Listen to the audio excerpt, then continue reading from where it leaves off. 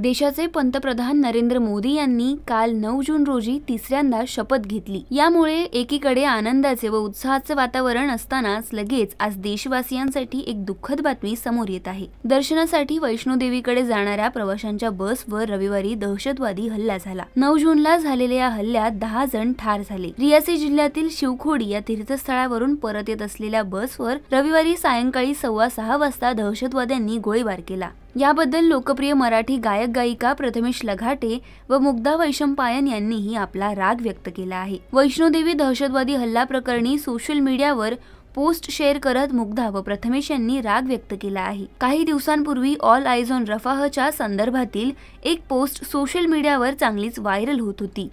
याच पोस्टशी संबंधित ऑल आयज ऑन वैष्णोदेवी अटॅक अशी पोस्ट मुग्धा व प्रथमेश यांनी त्यांच्या सोशल मीडियावर शेअर करत याबद्दल राग व्यक्त केला आहे।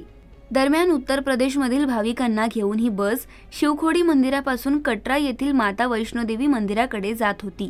याचवेळी पोनी परिसरातील तेरायत गावाजवळ संध्याकाळी 6:15 सुमारास दहशतवाद्यांनी या बसवर हल्ला केला। गोळीबारानंतर चालकाचे नियंत्रण सुटले आणि 53 आसनी ही बस खोल दरीत कोसळली।